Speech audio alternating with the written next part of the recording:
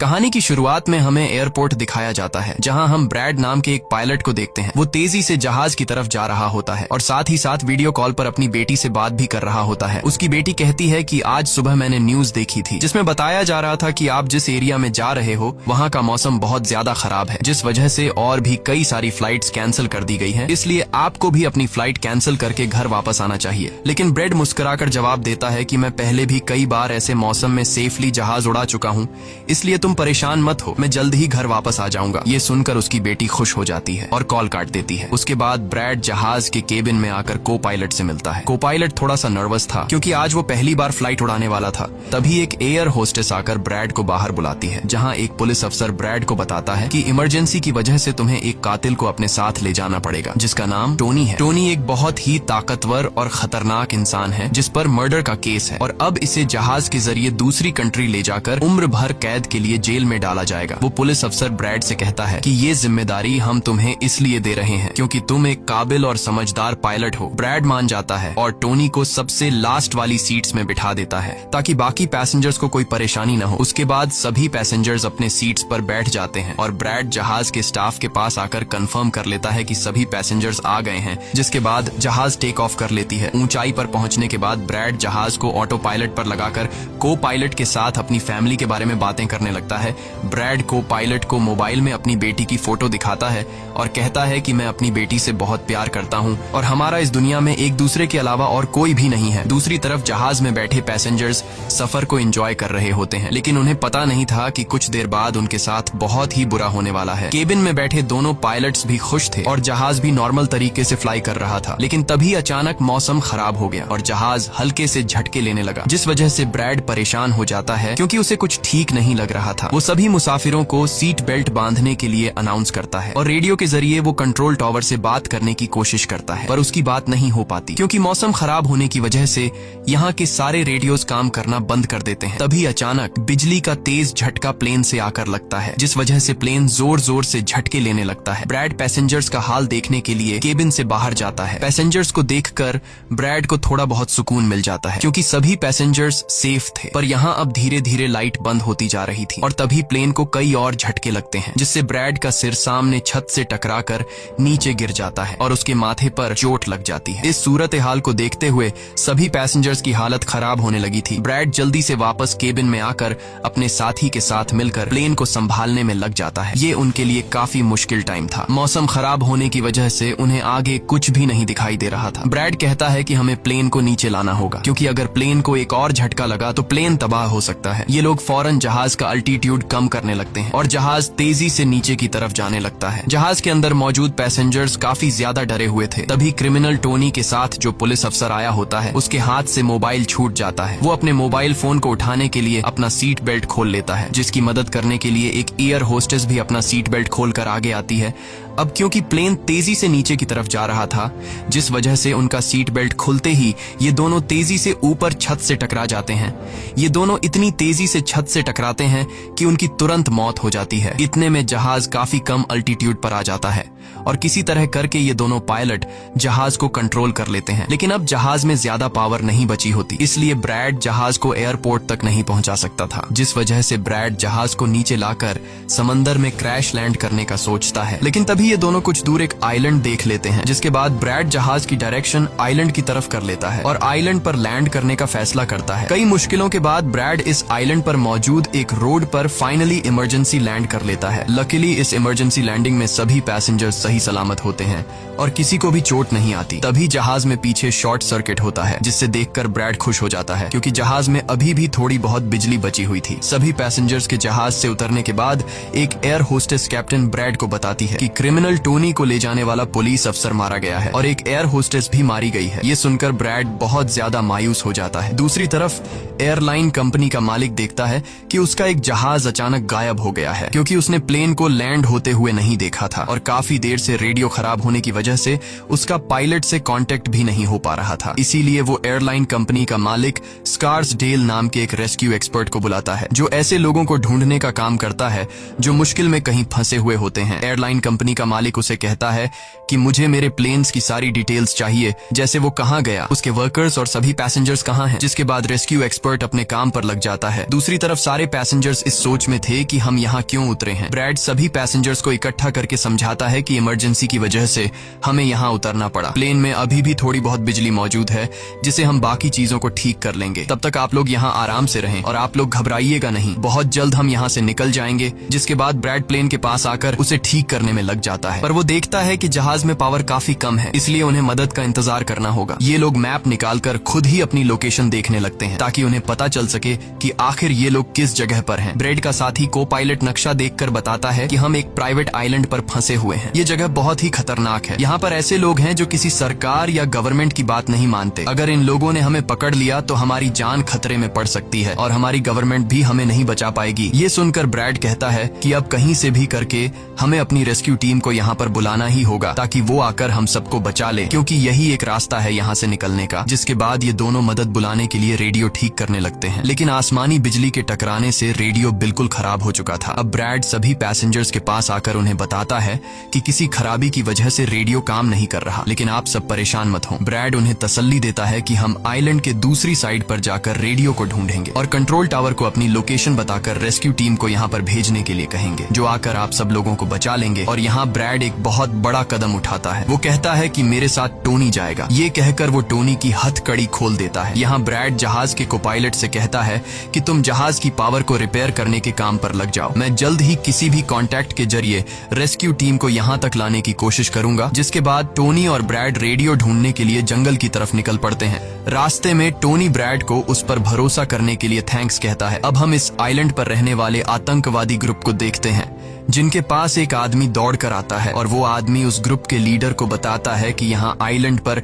एक प्लेन आकर रुका है इमरजेंसी की वजह से और उसके अंदर बहुत सारे लोग हैं जो अलग अलग कंट्रीज से हैं। ये सुनकर ग्रुप का लीडर उस आदमी को कुछ पैसे देता है और ग्रुप का लीडर अपनी टीम से तैयार होने को कहता है। आइलैंड के जंगल में ब्रैड और टोनी आगे बढ़ रहे होते हैं। टोनी ब्रैड से पूछता है कि तुमने मुझे आजाद क्यों किया और अब मुझे कहाँ लेकर जा रहे हो। तब ब्रैड उसे कहता है क्योंकि मैं तुम्हारी वजह से सबको खतरे में नहीं डाल सकता और यहाँ एक खतरनाक आतंकवादी ग्रुप है जिसका मेरे साथ मिलकर तुम्हें सामना करना है। तब टोनी ब्रैड से कहता है कि मैं एक मिलिट्री बैकग्राउंड से हूँ और मैं यूएस मिलिट्री में कई साल ड्यूटी कर चुका हूँ। कुछ ही देर में पीछे से टोनी की आवाज आनी बंद हो जाती है। जब ब्रैड पीछे मुड़कर देखता है तो टोनी वहाँ नहीं था। वो ब्रैड से अपनी जान छुड़ाकर भाग चुका था और अब ब्रैड अकेले ही जंगल में आगे निकल पड़ता है। जंगल में आगे बढ़ते हुए ब्रैड एक खाली पड़ी फैक्ट्री में जाता है जहाँ वो एक टेलीफोन को ढूंढ लेता है, लेकिन वो पुराने जमाने का टेलीफोन खराब पड़ा हुआ था। जिसके बाद ब्रैड साइड पर लगे उस टेलीफोन के तार जोड़ने लगता है और टेलीफोन काम करने लग जाता है। ब्रैड जल्दी से कंपनी के हेल्पलाइन पर कॉल करता है। ब्रैड हेल्पलाइन को अपनी लोकेशन और सब कुछ बता देता है, लेकिन लाइन में कोई गड़बड़ी होने की वजह से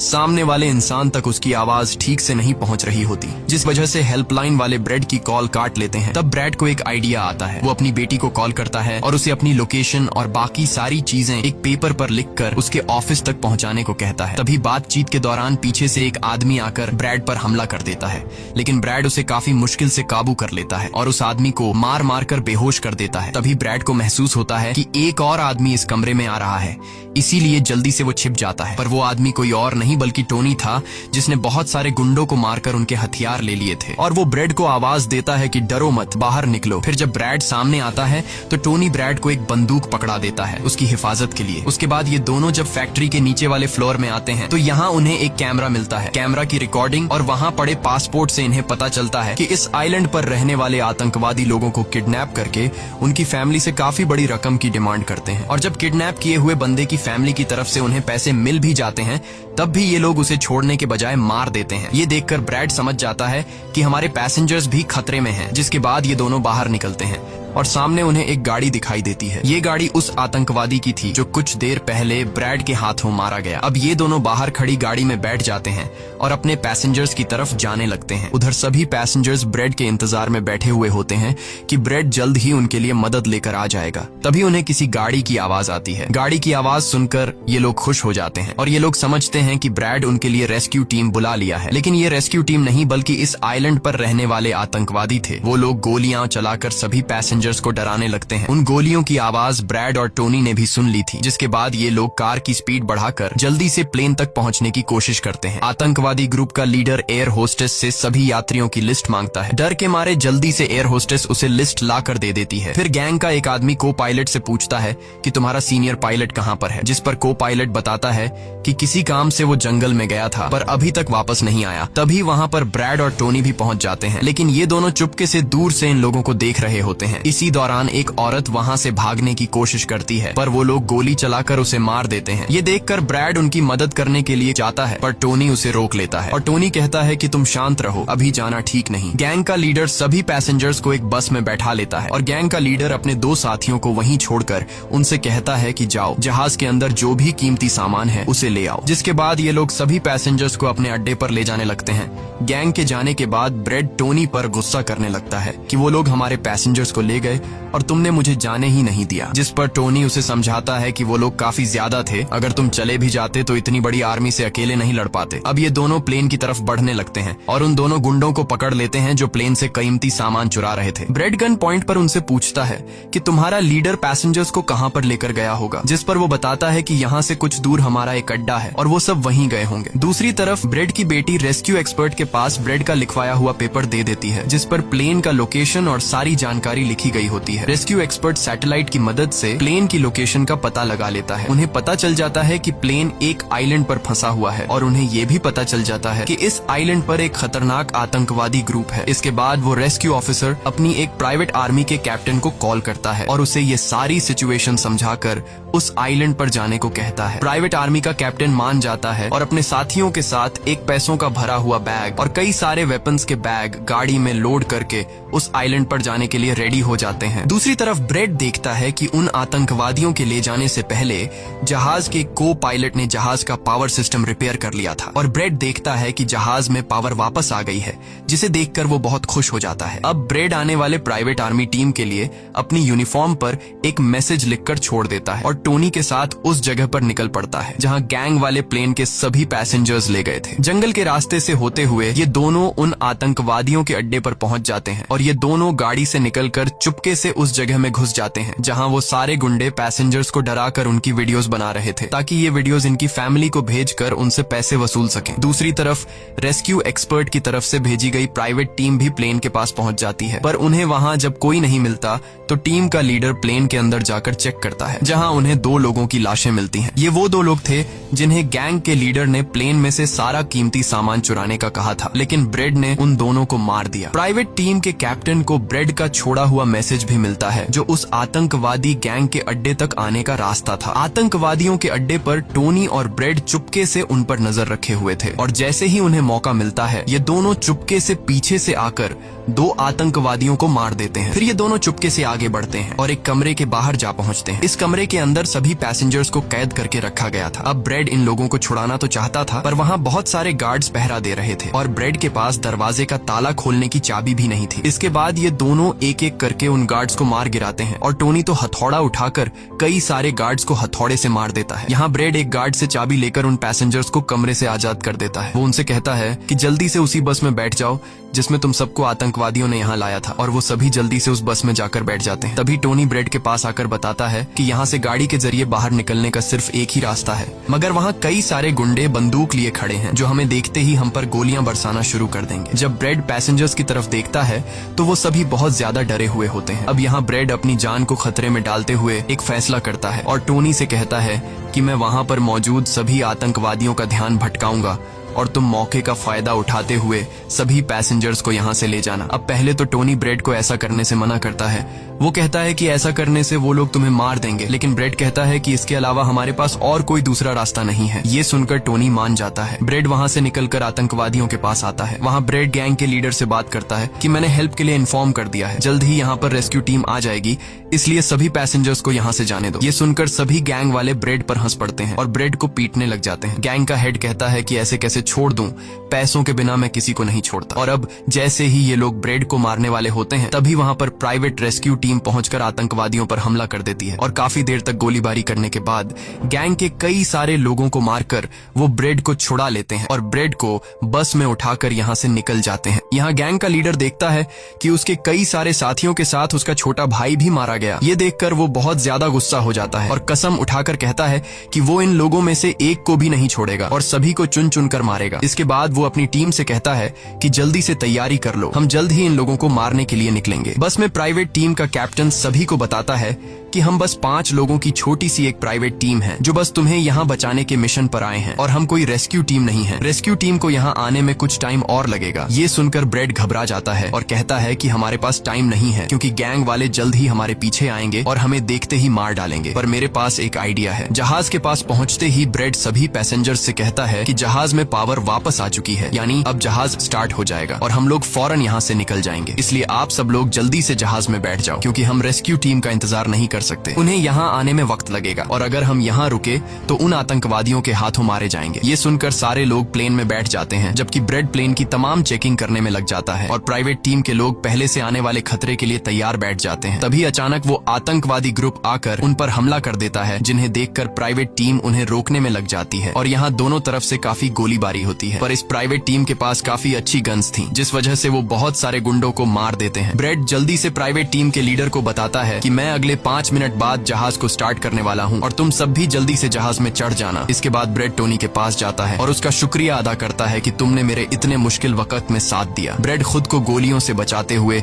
अंदर जहाज में आकर अपने केबिन में बैठ जाता है और अपने साथी को पायलट के साथ मिलकर प्लेन को स्टार्ट करने में लग जाता है। उधर टोनी के पास गोलियां खत्म हो जाती हैं और जब वो बुलेट्स ढूंढने के लिए प्राइवेट टीम का बैग चेक करता है तो उसे वहां पैसों से भरा हुआ एक बैग मिलता है। लेकिन इस वक्त टोनी पैसों को छोड़कर दूसरी बैग से गोलियां निकालकर दोबारा आतंकवादियों से लड़ने लगता है। यहाँ तब तक ब्रेड भी प्लेन को राइट साइड पर घुमा देता है। अब प्राइवेट टीम के सोल्जर्स भी एक एक करके जहाज में चढ़ने लगते हैं और टोनी उन्हें कवर फायर देता है। पावर आने की वजह से रेडियो भी काम करने लग जाता है। अब ब्रेड को प्लेन कंपनी का मालिक बताता है कि मैं तुम्हें कोई सुरक्षित जगह बता दूंगा जहां तुम जा सकते हो। अब सभी लोग जहाज में चढ़ जाते हैं पर टोनी नहीं चढ़ता। वो पैसों से भरा बैग लेकर वहां से भागने लगता है क्योंकि अगर वो इनके साथ प्लेन में वापस गया तो पुलिस वाले उसे फिर से पकड़कर जेल में डाल देंगे। गैंग का लीडर अपने साथियों को मरता हुआ देखकर गुस्से से पागल हो जाता है। वो प्लेन के सामने रॉकेट लॉन्चर लाकर उन्हें एक ही झटके में उड़ाने का सोचता है, लेकिन सही टाइम पर टोनी उसे देख लेता है। अब टोनी जल्दी से बंदूक उठाकर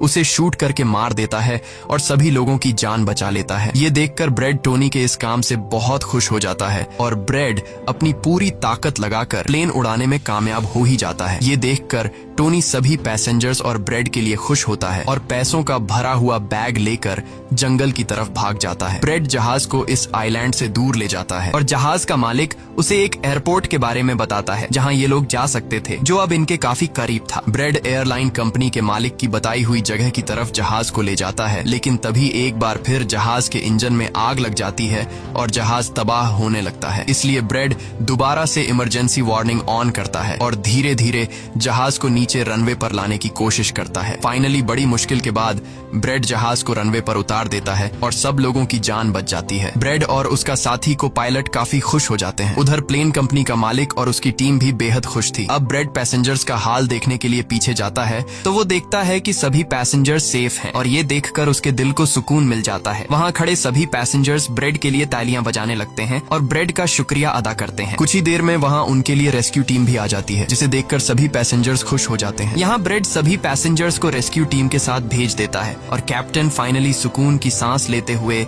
जहाज की सीढ़ियों पर बैठकर अपनी बेटी से कॉल पर बात करता है। इसी के साथ ये कहानी खत्म हो जाती है। अगर आपको वीडियो अच्छी लगी हो तो हमारे चैनल को सब्सक्राइब और वीडियो को लाइक जरूर कीजिएगा।